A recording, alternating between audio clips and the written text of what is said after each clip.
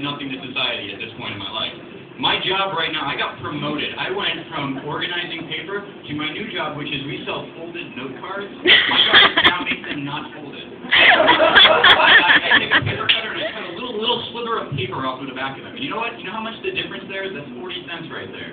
That is the most expensive sliver of paper you will ever see in your life. And really, you know, I feel bad about it, but I grew up watching movies made in the 80s. Not because I was born in the 80s, I was born in the 90s and we didn't make any good movies.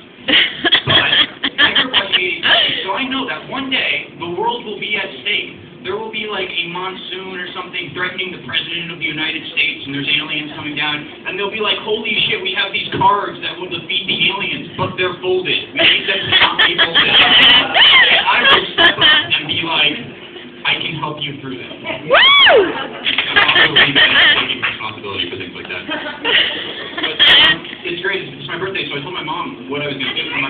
Thank you. So I said, she says, what are you going to do for your birthday? I said, well, you know, I'd love to go do stand-up, but I heard there's an open mic at Brainwash. She says, okay, I think I'll go. I tried to talk her out of it. My mom is now here, so... Woo!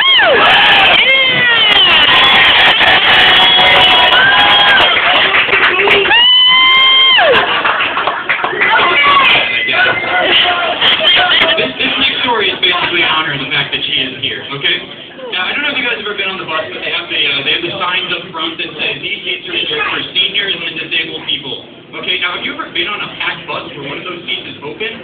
You are insane not to take it, okay? So, picture this, I am sitting on that bus seat, I am sandwiched between smelly old lady who thinks I'm her husband, and really creepy old dude who looks like a Martian from Twilight Zone episode. Kind of a bit of much of a description, but if you're like an English lit major, you think I'm a fucking genius.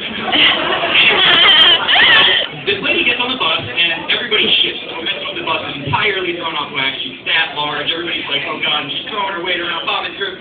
And of course, I'm making this up, but the imagery I thought was great, so I wanted to share it. But she comes up to me, and she looks at me, and she says, hey, you can't sit there. And I looked up at her, and I said, okay, first off, being fat is not a disability, it's a hindrance. Disability is like, I was born with something wrong. I fell downstairs. There was a tragic incident that happened in my life. The tragic incident was that I moved above a Popeyes, and they gave me a discount. Who walks into the scooter store and says, I need a scooter, I have given up on walking.